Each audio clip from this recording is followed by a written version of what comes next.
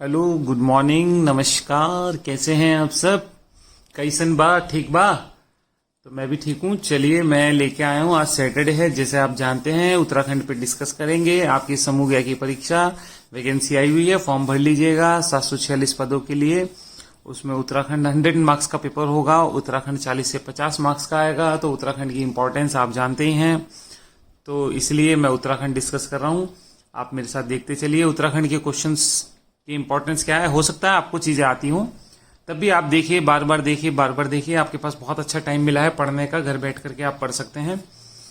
इसी उद्देश्य से कि आप घर बैठकर पढ़ें और कोरोना के समय बीमारी से बचे रहें, मैं ये सब शुरू किया है आप लोगों के लिए। तो आप ज्यादा से ज्यादा लोगों तक पहुंचाएं, जिससे दूर दराज के लोग जो है वीडियो को देख करके घर में थोड़ा उन्हें संतुष्टि लगेगी, हाँ हम तैयारी कर रहे हैं। जस्ट इसीलिए तो आप मेरे साथ आ जाइए, शुरू करेंगे हम उत्तराखंड। और पहले क्वेश्चन पे आता हूं, मैं पहले से शुरू करता हूं। चलिए, पहला क्वेश्चन से शुरू करूंगा मैं, आ जाइए। चलिए, कह रहा पहला क्वेश्चन है, केंद्रीय भवन अनुसंधान संस्थान कहाँ पे है? तो केंद्रीय भवन अनुसंधान संस्थान रुड़की में है। ठीक बात है। सीबीआरआई के नाम से जानते हैं, central building research institute, CBRI. 1948 में इसकी स्थापना हुई है। ये सीएसआईआर के अंडर है, central scientific and industrial research, जो कि 1942 का है, ये उसके अधीन है। और क्या क्वेश्चन हो सकता है? सीएसआईआर का अध्यक्ष कौन होता है? पीएम होता है। एक पेपर में इसकी फुल फॉर्म भी पूछी थी। वैज्ञानिक अनुसंधान एंड औद्योगिक एवं वैज्ञानिक अनुसंधान केंद्र है ये। प्रधानमंत्री इसके अध्यक्ष होते हैं। 1942 में सीबीआरआई इसके अंडर है। सीबीआरआई का काम क्या? Building research. तो आप जानते हैं बिल्डिंग कैसे बने, भूकंप रोधी बने, बिल्डिंग किस तरह कहां बननी चाहिए, कैसी बननी चाहिए, उस संबंध में सारे सुझाव ये सरकार को देता है। तो आप देख सकते हैं सीबीआरआई। नेक्स्ट क्वेश्चन पे आता हूं, चलिए मेरे साथ। कह रहा उत्तराखंड में वृक्ष मानव के नाम से, ओहो, विश्वेश्वर दत्त सकलानी जी को वृक्ष मानव के नाम से जाना जाता है। तो आप लगा लीजिए, विश्वेश्वर दत्त सकलानी उत्तराखंड के वृक्ष मानव हैं। एक और व्यक्ति को भी वृक्ष मानव कहते हैं उत्तराखंड में, आप चेक करिएगा जरा कौन है वो, ठीक है? कमेंट करिएगा, बताइएगा। उसके बाद नेक्स्ट क्वेश्चन पे आ रहा हूं मैं। कह रहा चारण के नाम से, ओहो, चारण मतलब घुमक्कड़ी शौक के कारण आपके शिव प्रसाद डबराल जी को चारण कहते थे। इनको घुमक्कड़ी का शौक था। इन्होंने एक नृत्य भी करते थे जिसे केदार चौफला या केदार नृत्य भी कहते हैं। ठीक बात है, उसमें पारंगत थे ये, तो याद रखिएगा शिव प्रसाद डबराल चारण जी को। आगे बहुत क्वेश्चन आएंगे, डिस्कस करेंगे हम इनके ऊपर पूरा। नेक्स्ट कह रहा देहरादून का वाडिया संस्थान के नाम से ही समझ आ जाता है कि भूगर्भ संस्थान है। 1968 में इसकी स्थापना हुई थी। ठीक बात है, वाडिया भूगर्भ संस्थान भू विज्ञान से संबंधित जो भूमि के अंदर के रिसर्च है उसको देखता है। ये मिनरल्स वगैरह जो भी होता है, ठीक है, भूगर्भ से, भूमि के गर्भ से जो जो निकलता है उस सबको देखता है। चलिए नेक्स्ट चल रहा हूं मैं। कह रहा क्या कह रहा है? कह रहा है ड्रिलिंग तकनीकी। तो ड्रिलिंग का तकनीक, ड्रिलिंग भी कर लेंगे, वाडिया वहां है तो ड्रिलिंग भी वही होगा। और ओएनजीसी भी देहरादून में है, तो ड्रिलिंग भी देहरादून में है, ओएनजीसी भी देहरादून में है, और भूगर्भ भी देहरादून में। याद कर सकते हैं, भूगर्भ में जाने के लिए ड्रिल करके जाएंगे, तो इस तरह से आप याद कर सकते हैं। चलिए नेक्स्ट क्वेश्चन पे आता हूं मैं, आ जाइए मेरे साथ। मुगल सेना की गढ़वाल में हार कब हुई? मुगल सेना की गढ़वाल में हार, तो मैं लगा देता हूं 1635। आपको याद होगा किसका काल है ये? शाहजहां का काल है। आप हिस्ट्री की वीडियो देख रहे होंगे, शाहजहां का काल हमने पढ़ा था, 1627 से 1657 तक है। तो शाहजहां का सेनापति है। सेनापति का नाम क्या है? नवाजत खां। ठीक बात है। तो उस समय कौन था गढ़वाल में? तो गढ़वाल में महीपति शाह की पत्नी थी। महीपति शाह की पत्नी, क्या नाम है? उनका नाम है कर्णावती। देखिए, महीपति शाह की तिब्बत के युद्ध में मृत्यु हो जाएगी। ठीक है, छोटा चीन का युद्ध, तिब्बत का युद्ध, अनेक अनेक नामों से बुलाते हैं, तो उसको देख लेते हैं।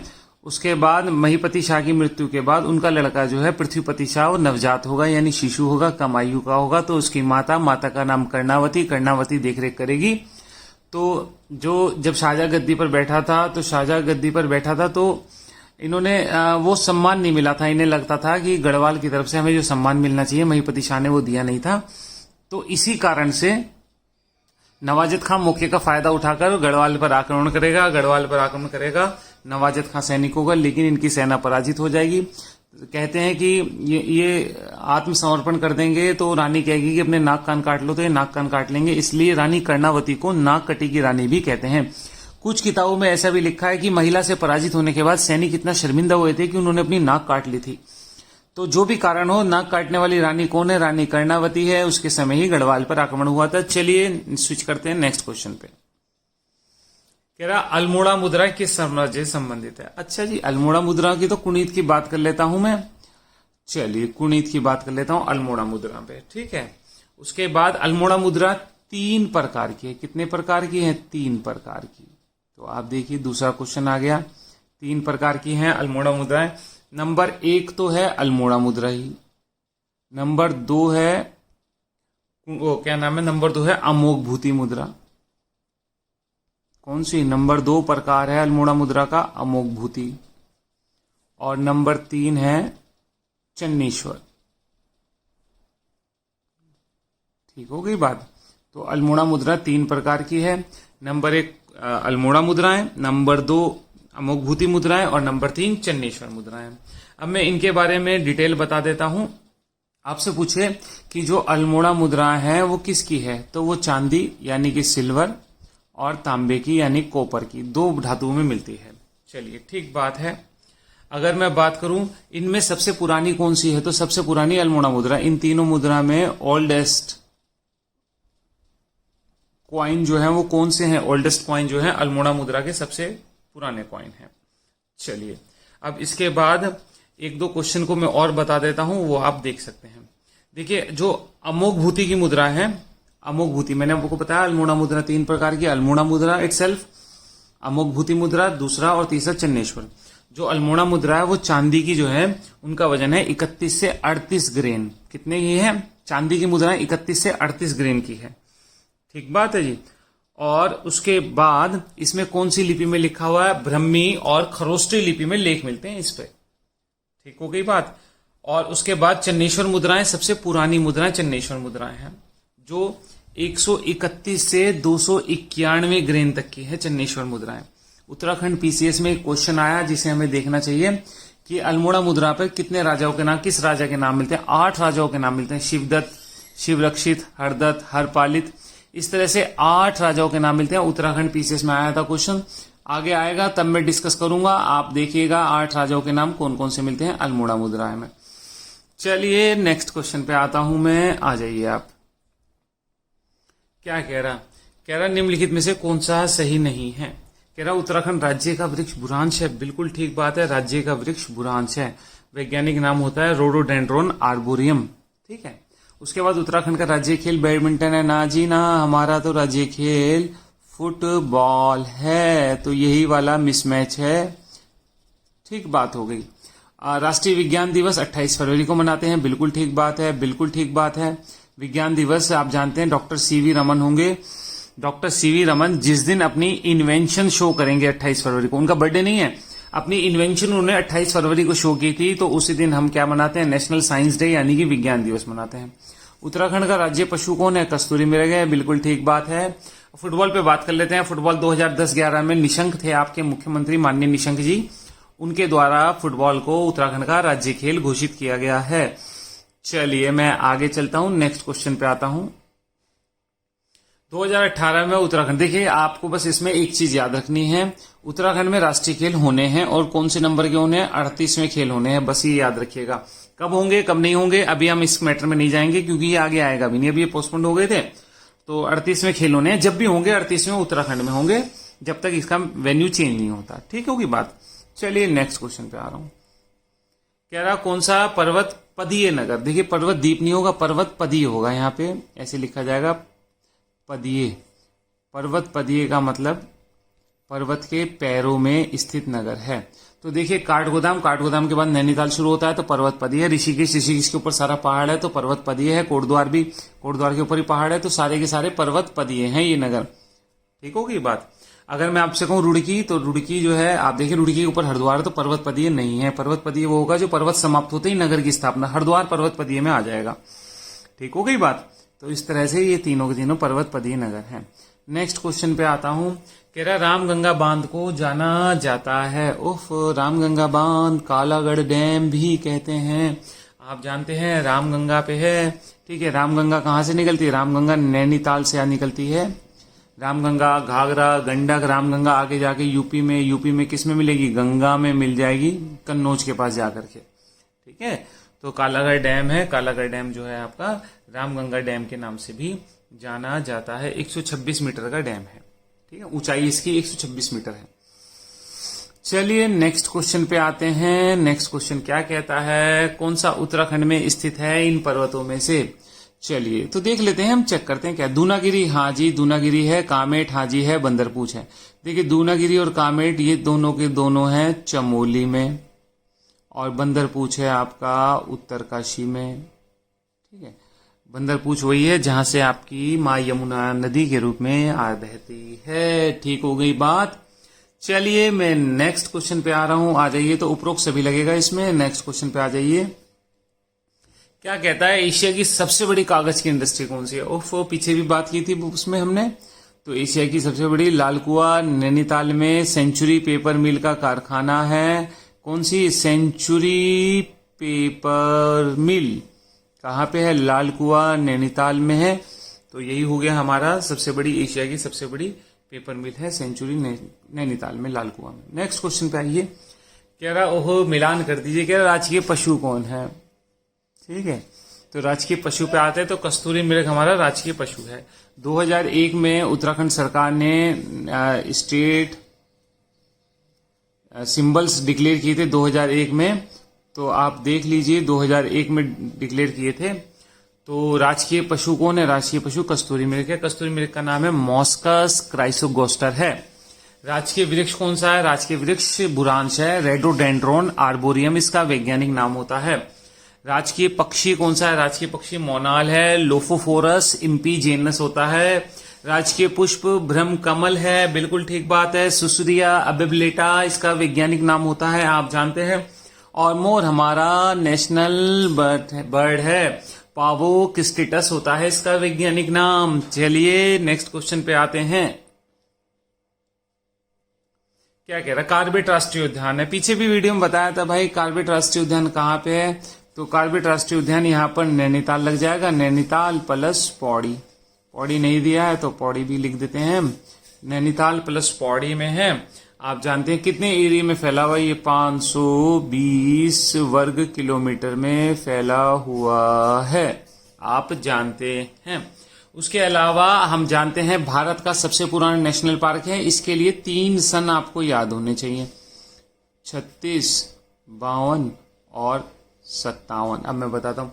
36 में हेली नेशनल पार्क के नाम से इसकी स्थापना हुई थी। आप जानते हैं हेली कौन है? उत्तर प्रदेश यानी संयुक्त प्रांत के गवर्नर मेलकम हेली हैं। उनका भी क्वेश्चन डिस्कस करेंगे आगे हम। जैनन भारती जब झंडा फहराएंगे तो उनके नाम पे हेली नेशनल पार्क की स्थापना 1956 में हुई थी। 1952 में हम इसका नाम रामगंगा नेशनल पार्क कर दिया था, और 57 में वर्तमान नाम जो कि जिम कॉर्बेट राष्ट्रीय उद्यान कर दिया। जिम कॉर्बेट उत्तराखंड के प्रसिद्ध शिकारी थे। चलिए नेक्स्ट क्वेश्चन पे आ रहा हूं, आ जाइए आप मेरे साथ। कह रहा उत्तराखंड में प्रथम कृषि विश्वविद्यालय की स्थापना हुई। उफ, याद आ जाते हैं, पन्नगर चलते हैं। चलिए, तो उत्तराखंड का पहला कृषि विश्वविद्यालय है पन्नगर कृषि विश्वविद्यालय। 1960 में स्थापित हुआ, नेहरू जी द्वारा इसकी स्थापना की गई, और 1972 में इसमें चेंज हुआ। इसके नाम के आगे GV पंत जुड़ा। तो याद रखिएगा, पेपर में क्वेश्चन पूछा हुआ है कि कब का है, 60 का है। GV पंत नाम कब हो गया? गोविंद बल्लभ पंत एग्रीकल्चर यूनिवर्सिटी, इसका नाम 1972 में हो गया था। चलिए आ जाइए आगे आप मेरे साथ, देखते हैं। कह रहा कालिदास की रचनाओं में वर्णित कर्ण आश्रम किस नदी के किनारे पे है? ओहो, कर्ण आश्रम मालनी नदी के किनारे। चलिए, कोटद्वार मालनी, और यहाँ पे खो नदी बहती, कोटद्वार खो नदी के किनारे है, और मालनी नदी के किनारे कर्ण आश्रम है। कर्ण ऋषि की तपस्थली है, इसलिए इसका नाम कर्ण आश्रम है।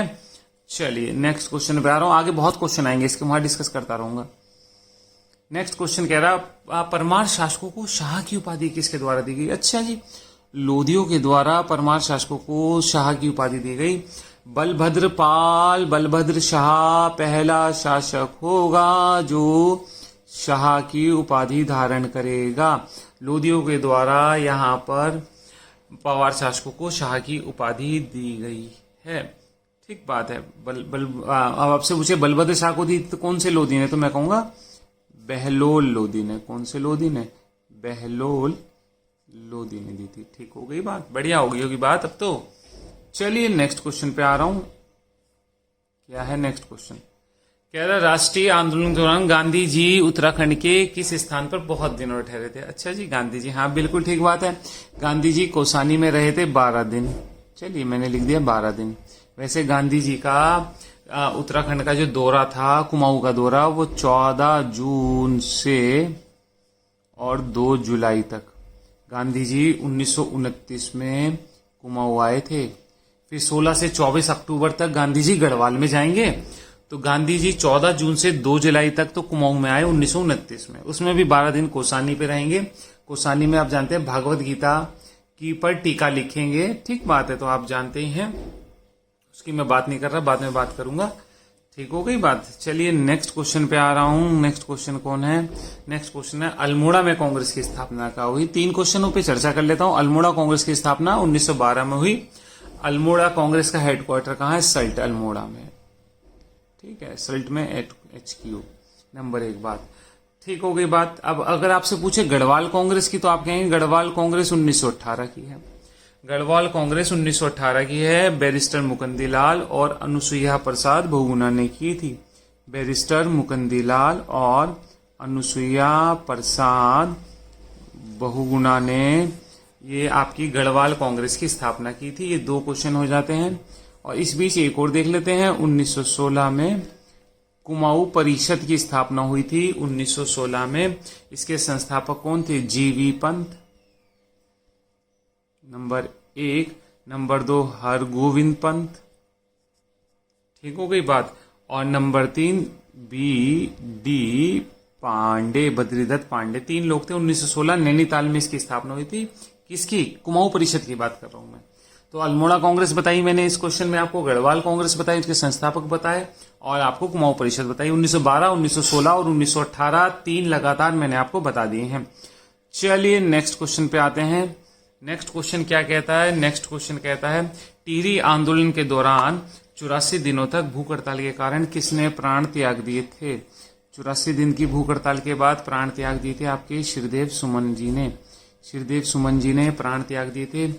देखिए मैं डेट लिख रहा हूं, 25 जुलाई 1944 को इनके प्राण निकले थे। हाँ 25 जुलाई 1944 को इन्होंने प्राण त्यागे थे। पेपर में डेट भी आई हुई है 25 जुलाई की। ठीक हो गई बात। 84 दिन की भूख हड़ताल, टिहरी की नौकरशाही के विरुद्ध इन्होंने भूख हड़ताल की थी। बाकी सारी डिटेल में आपको जब पढ़ाऊंगा, जब क्वेश्चन आएगा कि कैसे कैसे श्रीदेव सुमन ने 3 मई को क्या किया, 4 मई को क्या किया, कैसे भूख हड़ताल हुई, तो बाकी हम बात करते हैं श्रीदेव सुमन जी के। नेक्स्ट क्वेश्चन पे आ रहा हूं। कह रहा गढ़वाल सर्वदलित परिषद का गठन 1982। ओहो 82 कहां से आ गया? 82 तो ये गलत है। क्या होगा ये? 1928 होगा। नंबर 1 बात। 1928 क्यों होगा? क्योंकि यहाँ पे जयानंद भारती होगा ऑप्शन। जयानंद भारती जी का जो काल है वो 1881 से 1952 तक है, इनका पूरा जीवन काल। ठीक बात है। तो गढ़वाल सर्वदलित परिषद इन्होंने 1928 में बताई थी। जयानंद भारती जी को मुझे डिस्कस करना चाहिए। ठीक बात है। देखिए जयानंद भारती जी डोला पालकी आंदोलन के लिए जाने जाते हैं। कौन से आंदोलन के लिए? डोला पालकी के लिए जाने जाते हैं। उत्तराखंड में छुआछूत के विरुद्ध जिन्होंने आंदोलन चलाया वो जयानंद भारती ने चलाया। और जयानंद भारती आर्य समाजी थे। ये आर्य समाज से बहुत ज्यादा प्रभावित थे और इन्होंने डोला पालकी के विरुद्ध आंदोलन चलाया। आप कहेंगे डोला पालकी क्या है? डोला पालकी में क्या है? शिल्पकारों के दूल्हे दुल्हन को डोले में बैठने की अनुमति नहीं थी, यानी सामाजिक भेदभाव का ज्वलंत उदाहरण था ये आंदोलन। जिसके विरुद्ध किसने आंदोलन चलाया? आपके जयानंद भारती ने चलाया। इलाहाबाद हाई कोर्ट में याचिका भी दी इन्होंने इसके विरुद्ध। ठीक हो गई बात। नंबर 1 बात। आपके यहाँ तो क्वेश्चन ये आया और डोला पालकी किस वर्ग से संबंधित है? चलिए दूसरा मैं आपको बताता हूं। देखिए पौड़ी में जहरी काल में झंडा किसने फहराया था? 1930 में इन्होंने फहराया था। मैं आपको कहानी बताया था। देखिए उत्तराखंड में एक सभा बनी थी जिसका नाम था अमन सभा। हाँ अमन सभा बनी थी। चलिए उसको भी बाद में बात करेंगे, पहले बात करता हूं। देखिए कुमाऊं उस समय उत्तर प्रदेश के संयुक्त प्रांत के गवर्नर थे मेलकम हेली। मेलकम हेली के सामने यहाँ के जो आपके कमिश्नर थे उसने कहा कि उत्तराखंड में तो राष्ट्रीय आंदोलन का प्रभाव ही नहीं है। उसने कहा अच्छा, तो पौड़ी के जहरी खाल में पौड़ी में एक राजकीय दरबार लगाया गया जिसमें मेलकम हेली का खूब स्वागत हुआ। जब ये बात बाका युवक को पता लगी, 46 साल के 48 साल के, जिनका नाम था जयानंद भारती। जयानंद भारती ये दिखाने के लिए कि उत्तराखंड का ये पहाड़ी इलाका भी राष्ट्रीय आंदोलन के साथ कंधे से कंधा मिलाकर चल रहा है, तो जयानंद भारती उस सभा में घुस गए और सभा में घुस करके इन्होंने उनके सामने ही झंडा फहरा दिया मैल्कम हैली के सामने। 28 अगस्त 1930 की बात है ये। पौड़ी कांड के नाम से जानी जाती है ये घटना। और गवर्नर गो बैक के नारे लगाए इन्होंने। तो पेपर में क्वेश्चन ही पूछा गया था, मैल्कम हैली के सामने पौड़ी में झंडा किसने फहराया था? पौड़ी में झंडा, काले झंडे दिखाए थे इन्हें मैल्कम हैली को, तो वो आपके जयानंद भारती हैं। ठीक हो गई बात। चलिए नेक्स्ट क्वेश्चन पे आ रहा हूं मैं। कह रहा क्या बात पलट तो लो। देवी धुरा का मेला कहाँ लगता है? देवी धुरा का मेला इनमें से तो कहीं नहीं लगता, चंपावत में लगाएंगे देवी धुरा का मेला। कहाँ पे? चंपावत। देखिए जन्माष्टमी देखिए श्रावण यानी रक्षाबंधन से श्रावण से जन्माष्टमी तक लगता है यह मेला। ठीक हो गई बात। तो देवी धुरा चंपावत में लगता है आपका ये मेला। इसकी विशेषता क्या होती है आप जानते हैं? विशेषता होती है बगवाल, पत्थर मारना। ठीक हो गई बात। धुरों में बढ़ जाते हैं, ग्रुप में बढ़ जाते हैं और पत्थर मारते हैं, बगवाल खेलना कहते हैं, यानी पाषाण युद्ध फेमस है इसका चंपावत का। चलिए नेक्स्ट क्वेश्चन पे आ रहा हूं। आगे बहुत क्वेश्चन है डिस्कस करने को। कह रहा कौन सा नृत्य उत्तराखंड का नृत्य नहीं है? अच्छा जी, हम आ जाएंगे। तो हमारे यहाँ पे 13 थाली तो नहीं होता, 13 थाली नहीं होता हमारे यहाँ, तो राजस्थान का है। अब मैं बात करता हूँ जागर, चांचरी और थड़िया पे। देखिए जागर देवताओं पौराणिक योद्धाओं की स्मृति में जो होता है जागर, वो जागर कहते हैं उसे। चांचरी एक श्रृंगार प्रधान नृत्य है उत्तराखंड का। ठीक हो गई बात। उसके बाद थड़िया जब विवाहिता पहली बार मायके ससुराल से मायके आती है तो आंगन में उसकी सहेलियां इकट्ठा होकर जो नृत्य करती हैं उसे थड़िया नृत्य कहते हैं। ठीक हो गई बात। चलिए आगे चलते हैं, चलिए मेरे साथ। कह रहा विश्व की सबसे लंबी 280 किलोमीटर की धार्मिक यात्रा नंदा रज्जात यात्रा का आयोजन उत्तराखंड में कितने साल बाद होता है? देखिए होता तो है 12 साल बाद। पहली बात तो ये हुई थी, पहले हुई 2000 में, फिर हुई 2014 में। तो आप कहेंगे अब के कितने से कम 12 साल या मोर देन 12 होने चाहिए। 2014 में हुई थी। ठीक बात है। फिर उत्तराखंड में इसकी डेट पूछी हुई थी, तो लेटेस्ट जो है ये हुई थी 18 अगस्त से 6 सितंबर को हुई थी 2014 में। ठीक हो गई। ये महीने पूछे हुए थे उत्तराखंड के पेपर में। 280 किलोमीटर की यात्रा है। ठीक है। नंदा रज्जात यात्रा, नंदा रज्जात यात्रा का मतलब है नंदा हमारे यहाँ की बेटी है। ठीक बात है। आप जानते हैं नंदा जी जो है हमारे यहाँ की बेटी है और कैलाश मानसरोवर उनका ससुराल है। तो बेटी मायके से ससुराल, भादो के महीने में जो यात्रा होती है मायके से ससुराल जाने की, उसे ही नंदा रज्जात यात्रा कहते हैं। गांव घर के लोग बेटी की तरह नंदा का डोला सजाते हैं, गिफ्ट देते हैं और वो एक मेड़े के ऊपर रख करके वहां तक जाता है। वो सारी की सारी यात्रा है, डिस्कस करूंगा। विश्व की सबसे लंबी धार्मिक यात्राओं में है नंदा रज्जात यात्रा। ठीक होगी बात। चलिए नेक्स्ट क्वेश्चन पे आता हूं। कह रहा लोक नृत्य में पांडवों के जीवन संघर्ष की, अच्छा पांडव नृत्य होता है। देखिए पांडव नृत्य में पांडवों के जीवन की सारी कहानी बताई जाती है। आप कहेंगे कहाँ होता है ये? जौनसार से लेकर चमोली तक पांडव नृत्य होता है। ठीक बात है। पांडवों के जीवन की सारी जो घटनाएं हैं उनका नृत्य के माध्यम से प्रदर्शन किया जाता है। ठीक है। यही होता है पांडव नृत्य। ऊपर थड़िया लिखा हुआ, गलत लिखा हुआ देख लीजिएगा। रणभूत कोथिक यानी कि पुरानी जो मृत आत्माएं हैं उनके उसमें रणभूत कोथिक होता है। डूंडा एक जगह है उत्तरकाशी में, बाद में बात करूंगा। चलिए नेक्स्ट क्वेश्चन पे आ रहा हूं मैं। क्या कहता है? कह रहा सुमेलित कर लीजिए इन्हें। चलिए सुमेलित करते हैं। आ जाइए आप मेरे साथ। क्या सुमेलित करना है? कह रहा पहाड़ पर लालटेन किसकी रचना है? पहाड़ पर लालटेन मंगलेश डबराल की रचना है। उसके बाद हिलांस किसकी रचना है? हिलांस भगवती चरण निर्मोही की रचना है। महाकाव्य के बिना लीलाधर जगूड़ी की रचना है। और भैरवी गोरापंत शिवानी की रचना है। मैंने यहाँ पे लगा दिया 2, 4, 1, 3 लगा दिया है। ठीक बात है। बहुत इंपॉर्टेंट है गोरापंत शिवानी की भैरवी। तो विष कन्या भी है गोरापंत शिवानी की। कौन सी? विष कन्या। एक 14 फेरे भी है इनकी।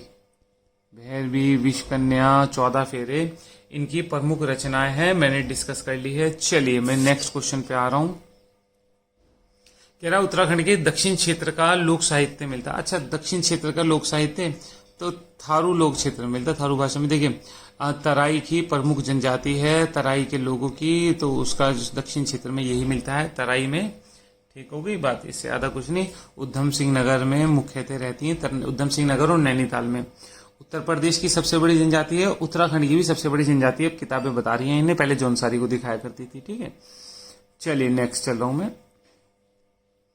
कह रहा बेसर शैली में निर्मित। देखिए उत्तराखंड से संबंधित तो कोई मतलब है नहीं इसका, तो मैं बात कर लेता हूं क्या है। बेसर शैली दक्षिण भारत की शैली है, बिल्कुल ठीक बात है।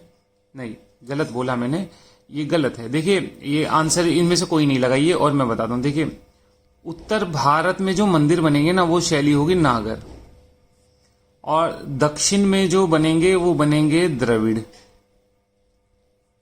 और दक्षिण पथ पर जो बनते हैं उसे कहते हैं बेसर शैली।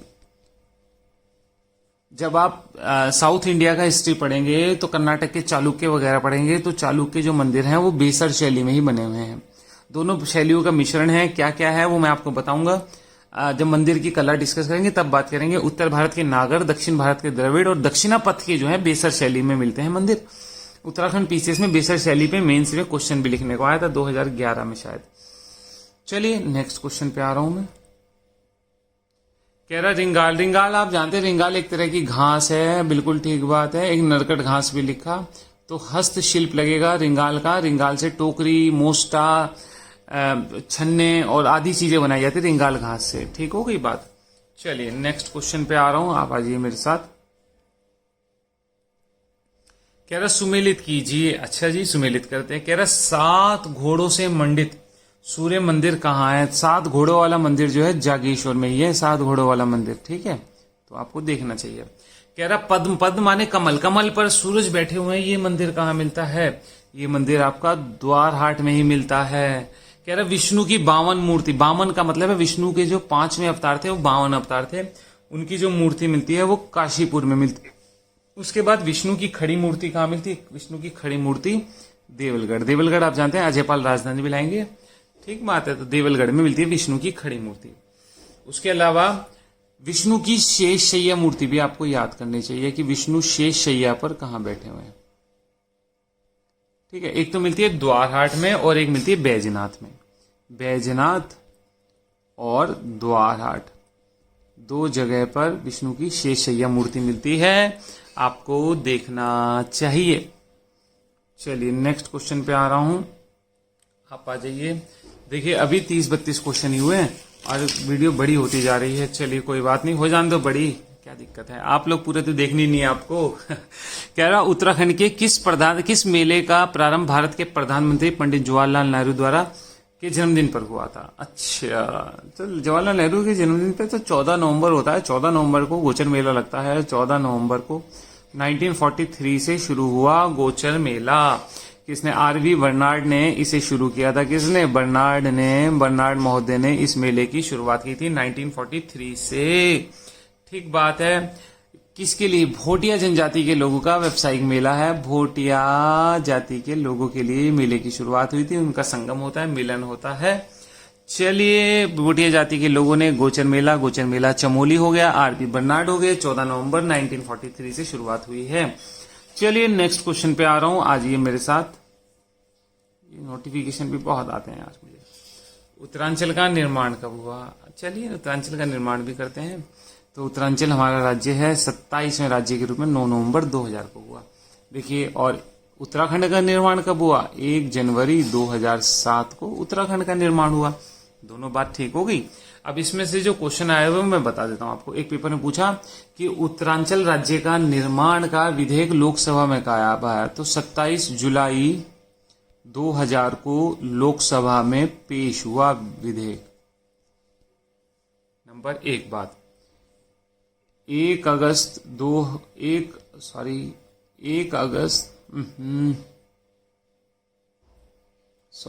डिस्टर्ब हो गया। 1 अगस्त 2000 को लोकसभा से पास। उसके बाद 10 अगस्त 2000 को राज्यसभा से पास हुआ था और 28 अगस्त को 2000 को आपके राष्ट्रपति जो थे आपके मिस्टर के.आर. नारायण द्वारा इसको साइन कर दिया गया था और 9 नवंबर 2000 को ये इम्प्लीमेंट हो गया था। तो ये 3-4 क्वेश्चन है जो मैंने डिस्कस कर लिए हैं। चलिए नेक्स्ट क्वेश्चन पे आ रहा हूं मैं। कह रहा उत्तराखंड में सबसे अधिक कागज की मिलें कहाँ पे हैं। चलिए उत्तराखंड में कागज की मिलें नैनीताल और उधम सिंह नगर में है। देखिए अब क्या लगाएंगे इसमें आप, तो आप काशीपुर लगा लीजिए, ज्यादा बेटर ये रहेगा। काशीपुर लगा लेते हैं, ठीक है। चलिए ये लगा देते हैं।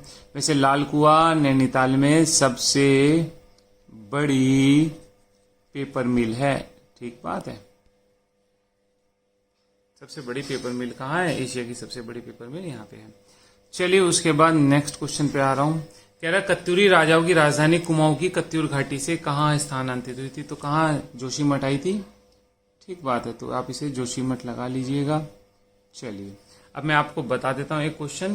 देखिए कह रहा आसंती देव वंश होगा एक ना, कत्यूरी में ही कौन सा वंश होगा? आसंती देव, ठीक होगी वंश। आसंती देव वंश क्या करेगा? कत्यूर घाटी से राजधानी ले जाएगा रणछूला कोट, ठीक बात है, रणछूला कोट ले जाएगा। तो आप याद रखिएगा, इससे ज्यादा कुछ नहीं पढ़ रहे हम, बाद की डिस्कस करेंगे यार जब इतिहास को डिस्कस करेंगे पूरा। कह रहा उत्तराखंड में वन एवं पंचायत प्रशिक्षण अकादमी कहाँ पे है? उत्तराखंड में वन एवं पंचायत प्रशिक्षण अकादमी आपकी हल्द्वानी में है। चलिए आ जाइए। और आपसे पूछे कि ग्राम पंचायत प्रशिक्षण सेंटर कहाँ है, जहां वीडियो की ट्रेनिंग होती है, वीडियो ट्रेनिंग सेंटर, वो आपका रुद्रपुर में है, ठीक हो गई बात। चलिए उसके बाद नेक्स्ट क्वेश्चन पे आ रहा हूं। कह रहा उत्तराखंड में राजस्व का सबसे बड़ा स्रोत, देखिए राज्य का सबसे बड़ा स्रोत बिक्री कर होता था, उसके बाद वाणिज्य कर लिखा हुआ, फिर जीएसटी आ गया इसकी जगह, वो लगा लेंगे। अभी तो बस स्थिति क्वेश्चन आने का नहीं, आगे चल रहा हूं। कह रहा निम्नलिखित में से कौन सा दर्रा पिथौरागढ़ तिब्बत को जोड़ता है, ठीक है। देखिए पिथौरागढ़ तिब्बत को जोड़ने वाला कौन सा दर्रा होगा, तो पिथौरागढ़ तिब्बत को जोड़ने वाला दारमा, लिपुलेख, के सारे वही है ना। चलिए तो देखते हैं, इन्हें डिस्कस करते हैं। आ जाइए आप देखिए मैप में मेरे साथ, ये आ गया आपका मैप। मैं अब एक एक करके मैप की बात कर रहा हूं। तो सबसे पहले मैं आपको बता दूं ये डिस्ट्रिक्ट कौन कौन से। देखिए ये तो है उत्तरकाशी, ठीक हो गई बात। ये हो गया आपका चमोली, ठीक हो गई बात। ये हो गया आपका पिथौरागढ़, ठीक है। ये हो गया आपका चंपावत, ठीक है। अब मैं कुछ दर्रों की बात कर लेता हूं, फिर जैसे जैसे आते रहेंगे उसकी हम बात करेंगे। सबसे पहले हम बात कर रहे हैं, देखिए ये आपका इलाका जो है ये है आपका हिमाचल प्रदेश, है ना। ये सारी की सारी हिमाचल प्रदेश है। तो हिमाचल प्रदेश के साथ में उत्तरकाशी का जो दर्रा लगता है उसका नाम है श्रृंगकंठ, ठीक है। देखिए श्रृंगकंठ दर्रा आपका ये जोड़ता है उत्तरकाशी को हिमाचल प्रदेश से, ठीक हो गई बात। उसके बाद आपको देखना चाहिए ये वाला हिस्सा जो है तिब्बत है, ऊपर वाला हिस्सा तिब्बत है। तो तिब्बत के साथ उत्तरकाशी के जो दर्रे हैं उनकी मैं बात कर लेता हूं। कौन कौन से दर्रे हैं वो आप देख लीजिएगा। एक है ये उत्तरकाशी, और ये उत्तरकाशी के ऊपर ये तिब्बत है, ठीक है। ये ऊपर तिब्बत है, सफेद दिख रहा। तो उत्तरकाशी और तिब्बत के बीच जो दर्रे हैं उनका नाम है थांगला, मुलिंगला और सांगचोकला, ठीक बात है। थांगला, मुलिंगला, सांगचोकला और नेलंग, ये 4 दर्रे मैंने आपको बताया उत्तरकाशी के ऊपर तिब्बत के साथ, और उत्तरकाशी के हिमाचल प्रदेश के साथ मैंने बताया श्रृंगकंठ, ठीक हो गई बात। उसके बाद पिथौरागढ़ तिब्बत में चलता हूं, ये वाले इलाके में चलूं जी, यहां चलता हूं, आ जाइए आप मेरे साथ। तो यहां पे एक हो जाएगा लिपुलेख, एक हो जाएगा ऊंटा जयंतिया, एक है दारमा, ठीक है। ये प्रमुख दर्रे हैं जो मैंने आपको बता दिए। उसके बाद चमोली और पिथौरागढ़, ये चमोली है, ये पिथौरागढ़ है, इनके बीच में भी कनेक्टिविटी है। वो है कौन कौन से? चमोली और पिथौरागढ़ के बीच है बाड़ा होती, ठीक हो गई बात। चमोली और पिथौरागढ़ के बीच हो गया बाड़ा होती, हो गया, ठीक हो गई। तो आप एक बार दोबारा देख लेते हैं, मैं दोबारा आ रहा हूं। मैंने पिथौरागढ़ और पिथौरागढ़ की बात करी है चलिए दोबारा आ रहा हूं मैं एक बार। अगर मैं बात करूं उत्तरकाशी की, और उत्तरकाशी की बात करूं हिमाचल प्रदेश से, तो यहां पर जो जोड़ता है दर्रा वो है श्रृंगकंठ, इस इलाके में। ठीक हो गई बात। अगर मैं बात करूं उत्तरकाशी और तिब्बत की, तो ऊपर जो सफेद वाला है तिब्बत है, तो वहां पर अगर मैं बात करूं तो उनके नाम है थांगला, मुलिंगला, नेलंग और सागचोकला। 4 दर्रे मैंने यहां पर पढ़ दिए, एक यहां पढ़ दिया। ठीक हो गई बात। अगर मैं बात करूं पिथौरागढ़ की तिब्बत के साथ में, पिथौरागढ़ तिब्बत का ये वाले इलाके में, तो यहां पे हम पढ़ेंगे दारमा, नवीधुरा, लिपुलेख और ऊंटा जयंतिया। इन 4 दर्रों को मैं यहां पर पढ़ रहा हूं। ठीक हो गई बात। उसके बाद अगर मैं बात करूं चमोली और पिथौरागढ़ की, तो चमोली और पिथौरागढ़ में यहां पे मैं पढ़ रहा हूं बाड़ा होती। ठीक हो गई बात। देखिए मैं इतने ही बात कर रहा हूं, मैं आगे जब नेक्स्ट क्वेश्चन में जाऊंगा तो और डिस्कस करूंगा। नेक्स्ट क्वेश्चन पे आते हैं, चलिए मेरे साथ आ जाइए आप। नेक्स्ट क्वेश्चन क्या है, रूपकुंड कहाँ है। देखिए रूपकुंड आप जानते हैं, रूपकुंड चमोली में है। ये अपने कंकाल के लिए जाना जाता है। आपसे पूछे कि रूपकुंड में कंकालों की खोज किसने की थी, तो 1942 में H.K. माधवन ने रूपकुंड में कंकालों की खोज की थी। तो आपको इसे याद कर लेना चाहिए। रहस्य ताल, मिस्ट्री ताल, पता नहीं क्या क्या नामों से ये आया हुआ है। चलिए नेक्स्ट क्वेश्चन पे आ रहा हूं मैं, वीडियो बड़ी हो रही है। हिमालय परिचय गढ़वाल। हिमालय परिचय गढ़वाल किसकी रचना है। हिमालय परिचय गढ़वाल जो है राहुल सांस्कृत्यायन की रचना है। 1953 में लिखी थी राहुल सांस्कृत्यायन ने। और अगर आपसे पूछे हिमालय परिचय कुमाऊं कब लिखी, तो 1959 में उन्होंने हिमालय परिचय कुमाऊं लिखी थी। तो दोनों क्वेश्चन पे बात कर दी मैंने, राहुल सांस्कृत्यायन की हिमालय परिचय गढ़वाल और हिमालय परिचय कुमाऊं की बात कर दी। चलिए मैं अब नेक्स्ट क्वेश्चन इसी में आ रहा हूं, हरिकृष्ण रतूड़ी की बात कर लेता हूं। हरिकृष्ण रतूड़ी ने 1928 में हिस्ट्री गढ़वाल का इतिहास लिखा। गढ़वाल का इतिहास लिखा हरिकृष्ण रतूड़ी ने। ठीक हो गई बात। और इनका एक और किताब है जिसका नाम है गढ़वाल वर्णन, वो भी हमें याद करनी चाहिए पेपर की दृष्टि से। तो ये 2 क्वेश्चन हम याद कर लेते हैं। फिर मैं आ रहा हूं नेक्स्ट है भक्त दर्शन। भक्त दर्शन की एक किताब फेमस है जो पेपर में आती है, गढ़वाल की दिवंगत विभूतियां, पेपर में आई हुई हैं।